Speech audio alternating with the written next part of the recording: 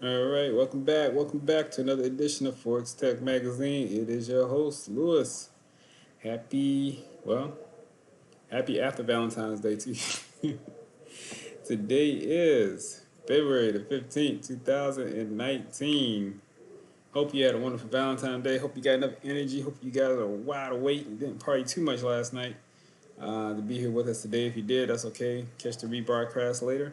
But hopefully you had enough earned money, right? That you were able to buy something nice for your significant other for Valentine's Day. If you did not, if you have not, then that's okay. Because guess what? You tuned into the perfect channel. Hopefully, what we can do is give you some tips and tidbits here that would allow you to go out, make some money in the market, so that way you can buy that special someone that you have out there, something nice to make up for what you didn't get yesterday.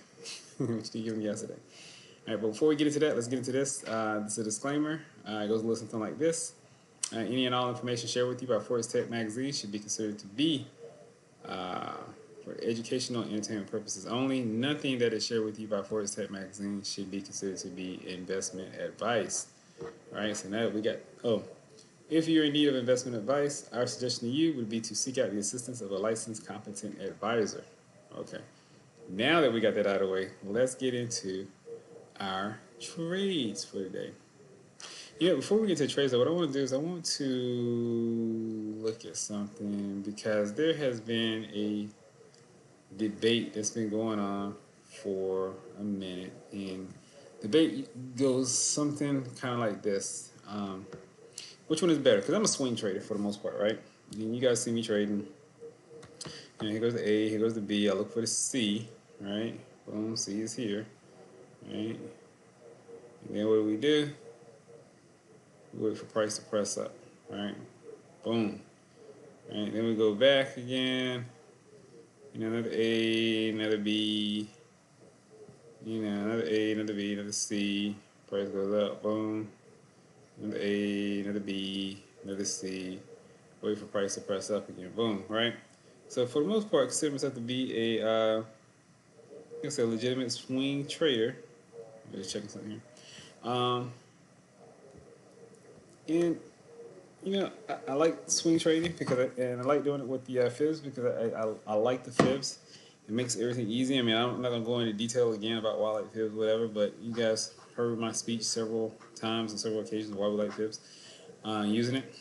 But the problem with trading with fibs, is that sometimes it can take a long time for a trade to materialize, or take a long time for a trade to hit your take profit. And in the meantime, you got to put up with the any pullbacks or drawdowns that may happen, right?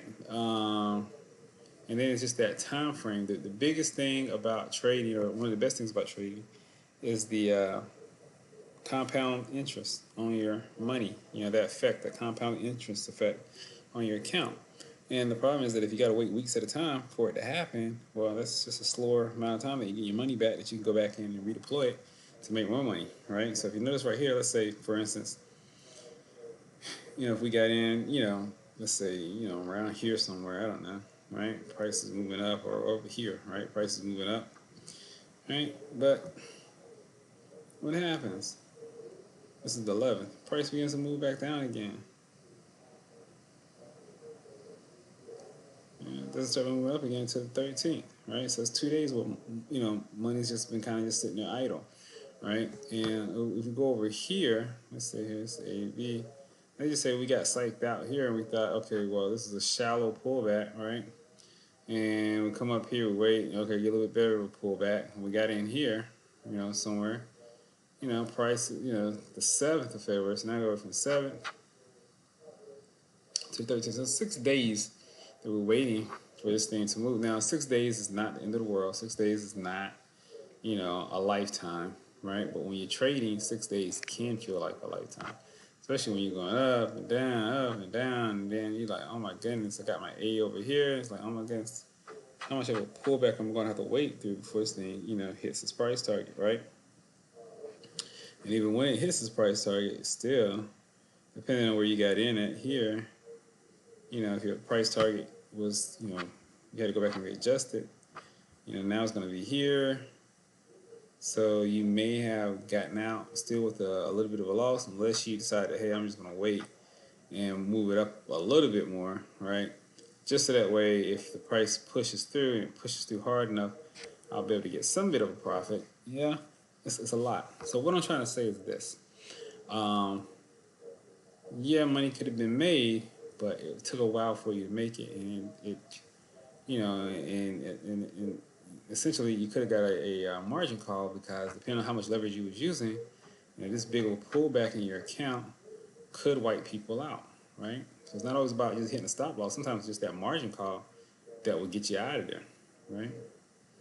One of the things that we've been looking at is, we've been talking about lately is risk-free trades. What we actually talked about when we first started the channel, what we're talking about even more now, just because how important it is to risk-free trade.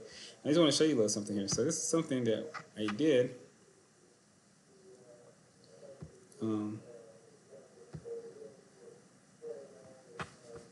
We did this.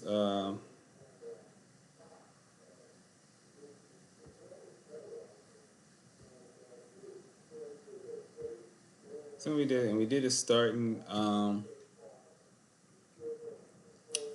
the 11th, right? Just playing around with it, and this is the risk-free trade, right? So risk-free trade, look.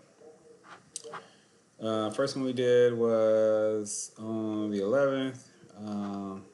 It was an Aussie US dollar. We only got 3 pips off of it, made $180. The second one was Aussie US dollar, 7.8 pips, made $227 off of it. So it's like $300 and some dollars for that day. It's not bad. Next trade we did was on the 13th. That lasted actually a day, 18.8 pips for $563. Not bad. The next one's on yesterday, right? 49 pips, $2,213. And the next one was 5.6 pips for $336, for a total of $3,447. Now, this essentially is for really only about 2 days worth of work, right? So Monday, or no, the 11th that was Monday, which is just one day, right? Open on the morning, close somewhere during the day. On the 13th, open somewhere in the morning, close somewhere on the day of the 14th. So that's a full day, probably 24 hours, so right there, right? But the other ones, right, pretty much the same day, right? Open on the 14th, close on the 14th. Open on 11, close on 11. Only one of them actually went to the next day.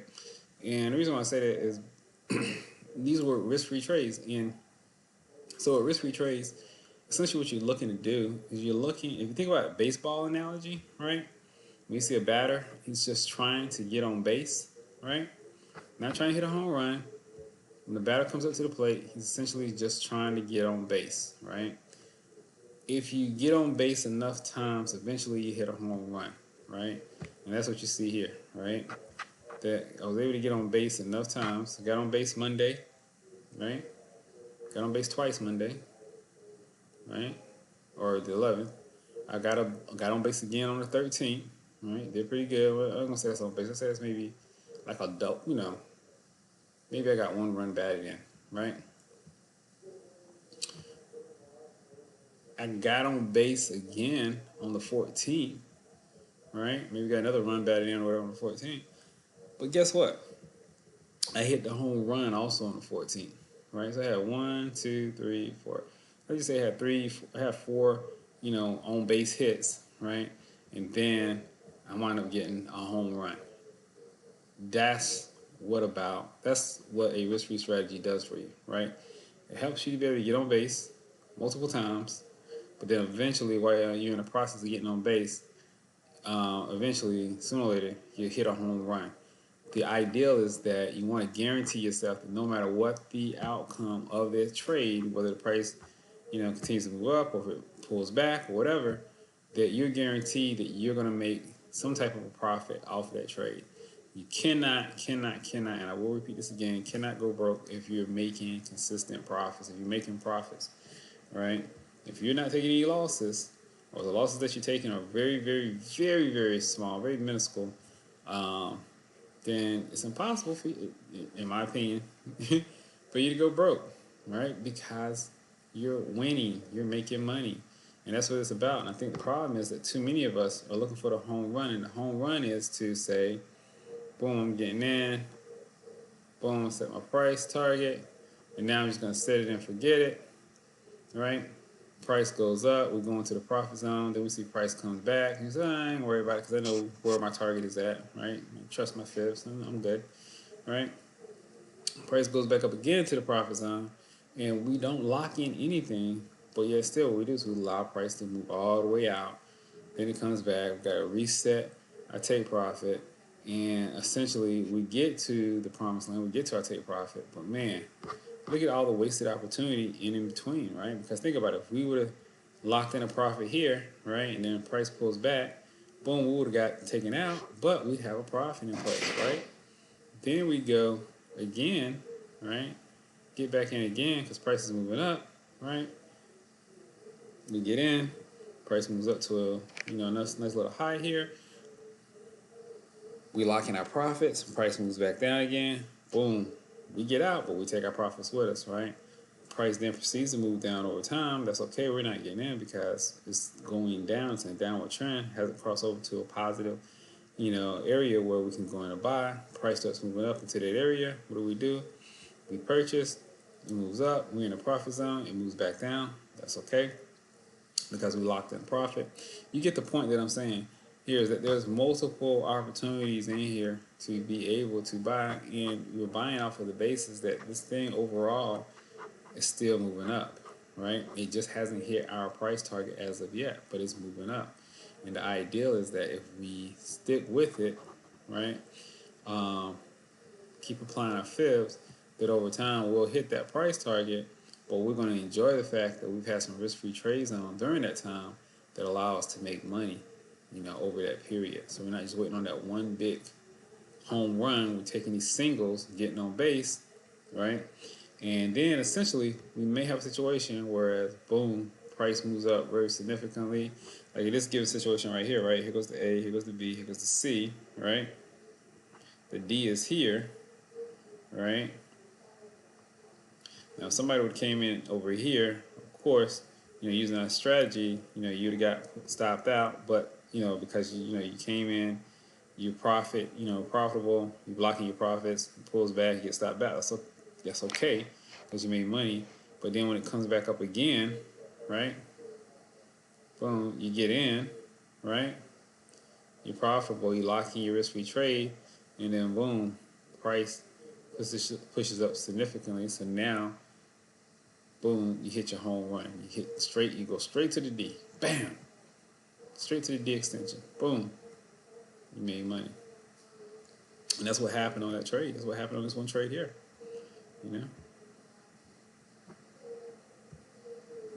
Oops. Got in where we need to get in at. Got in where we need to get in at. And price pushed up significantly and took us where we need to be at. And so, like I said, we got all these nice little on-base hits, right? And then we got this nice little home run right here, which is cool. Anyway, just want to share that with you. You guys can leave me your thoughts, comments, or tell me what you thought about it. But that's my synopsis of it. Anyway, let's look at our trades for today. Let's see what we got. If we got anything at all going on. Great Britain pound, New Zealand dollar.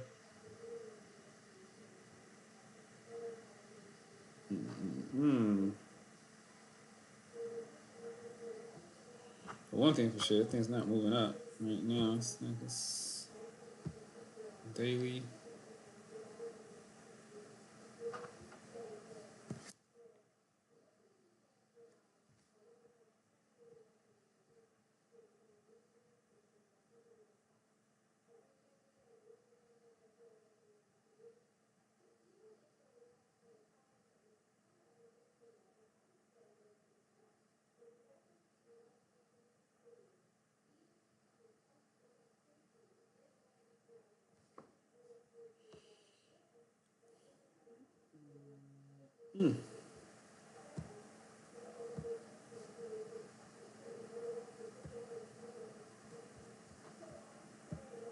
this one right here, what I'm looking at, because it looks like I must have took off. I took off my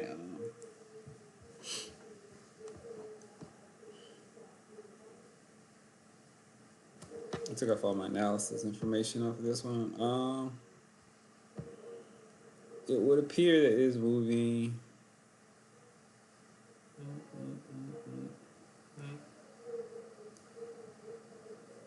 sideways and up.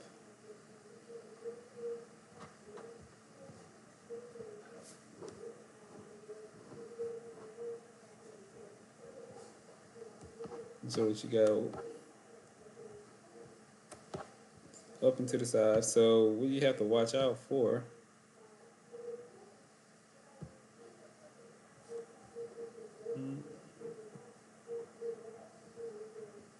is when it goes below the A extension. I mean the A starting point.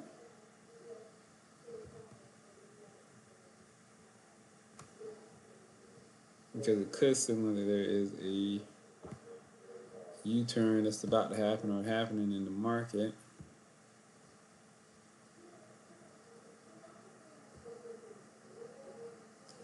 And if you notice, A, B, C, D extension, A, B, C, is a D extension, A, B, and it should be our C. Actually, C came back to here. So it hasn't crossed below the A as of yet on the daily, but it's getting close to that point.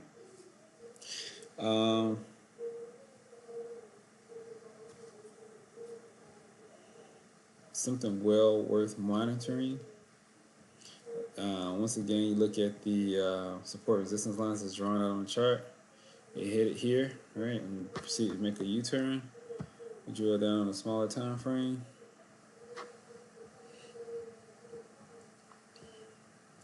So if I know overall, my time frame is telling me that the market's still in a buying phase. Should I be trying to short the market? Absolutely not, right? You need to try to be long in the market. But unfortunately, right now, I don't really see an opportunity to get long in this particular market. It's not in the accumulation phase yet. It's still starting. Looks like it's starting trying to move around to that area. So this right here would be a hold. Don't really see any reason to be in the Great Britain pound to zillion dollar as of yet. So I wouldn't look at that pair. It's probably gonna be some other pairs out there. It's gonna be a lot better, a lot easier to trade. Let's see if we find one of those pairs. This one right here. Let's look at it. Here's your AB. We're looking for the C. We're on this support resistance line. Price played around it. We thought it was here at first, and it came back to here. Now we're saying that maybe it's here. All right, still within the red Fibonacci pullback, so that means we look for the red D extension. If you notice right here, though, price is at a serious confluence zone because not only do you have a support and resistance line here, right? Support resistance right here, but you also have your downward trend line. All this stuff is converging right here at this point. So that's a pretty powerful potential U-turn point here for this currency pair. If it was able to somehow another push above this, then that would be a very powerful, potentially bullish signal that this thing is moving up. I just don't see it have enough of a catalyst to be able to do it. It may, and if it does, that's great. But if it doesn't, just kind of be prepared for this thing to push down, drop off some here, right? But we will see.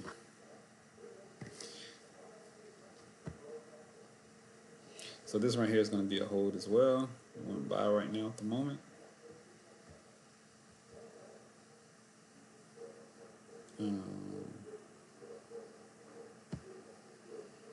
Pound Japanese yen. Same thing, as you can see, price been bouncing off this downward trend line here for a while. Don't see no reason for anything to change at the moment. Um, this actually takes it down to what the 2.36 Fibonacci's here, which is cool. It's a good range for it to hold at. We'll see how it holds out over the next couple of days or so. But remember, we're looking for something that's going to cross above and into this buy zone before we start buying. And there's a lot that's going to be going on with this pair over the next couple of weeks. So once again, price is probably just repositioning itself. The big players are probably just repositioning itself, getting ready for some announcements to come out before they take advantage of any type of move here. Same thing with this Great Britain pound, Aussie dollar. Once again, downward trend line. It's still within the fibs, right? So still, potential opportunity for this thing to move up, but for right now, it's just not where it needs to be at. It's another one of those that you can wait, you can watch it over the next 24, next probably 72 hours, really, next 2-3 days. See if we get pushed above, and if we do, then that might be a signal for us to go ahead and get in. We want to make sure that we get some type of bullish close above, and then maybe even another bullish candlestick saying that, okay, buyers are actually into the market on this one and that it's safe to get in. If we're not getting that type of response, then you definitely don't want to be in these trades. Don't want to try to be a cowboy while you're trading, you know what I mean? Being a cowboy means that essentially you're doing it on your own. You don't want to do that. You want to do it with the market. You want to have that momentum behind you. So that way, you got help with getting this stuff, that confirmation, knowing that you're moving in the right direction. This right here is the Great Britain pound US dollar. As you see, the A got broken on this one. So that means this whole upward move is thrown out the books. Now the question is price going to continue to move down, or will price reverse and move back up at some point? Let's look and see what our daily looks like.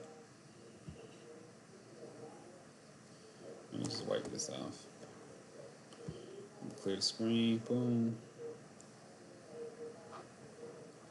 Price is moving up at one point. Again, press down.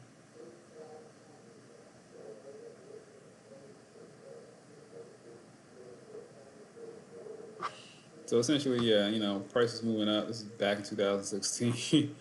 It moved up, moved up, moved up. Looks like here in April 2018, price starts to press down. Started making lower lows, lower highs, right?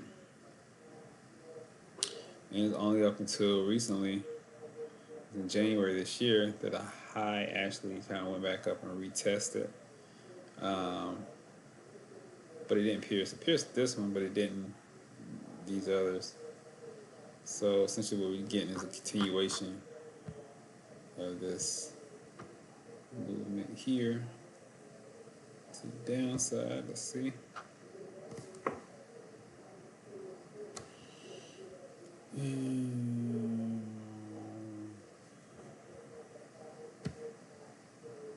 Potentially, let's see here what we got.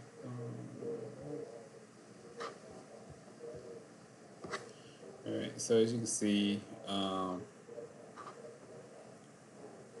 price was moving down. It broke over, right, the downward trend line.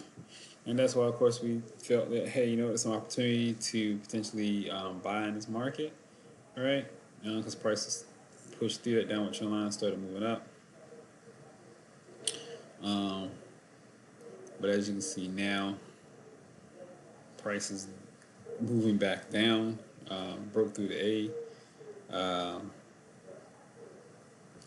There's still a little bit to go to complete this original Fibonacci sequence, and with that, it takes us right back to some support and resistance, or some support areas of support that historically have been there a while ago, right? Or these right here were like some all-time lows for this pair, right? So there may be a retracement all the way back to this. This is gonna be pretty interesting to see, because I could actually see this happening, especially if more bad news come out, and it's, world economy kind of slows down a little bit more, potentially could do this. So something to kind of be aware of. Not saying that's going to happen. Not saying it's not going to happen. Something to be aware of. Just kind of understand it right now for the moment. Um, that this is not the pair you necessarily want to be trading. Um,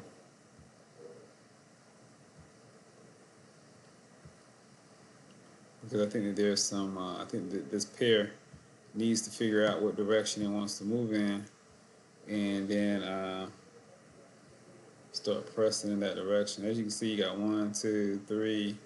This is your 4th Fibonacci sequence on the hourly chart, moving in a downward direction.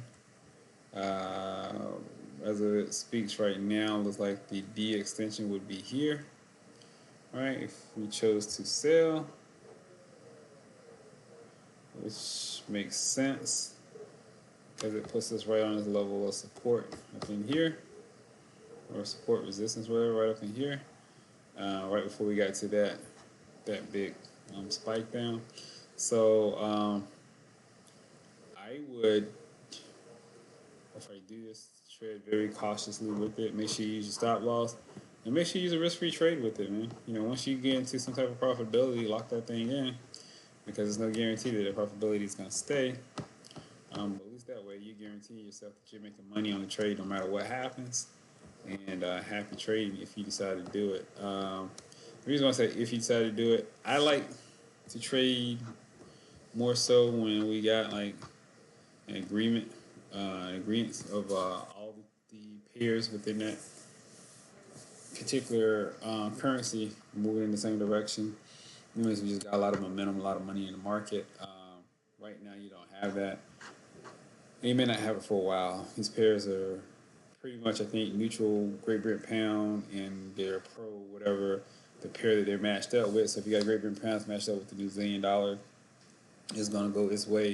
You got Great Britain pound pairs matched up with the Canadian dollar, it's going to go its way. Whatever, these minor pairs are all of a sudden becoming the major driver for Great Britain pounds.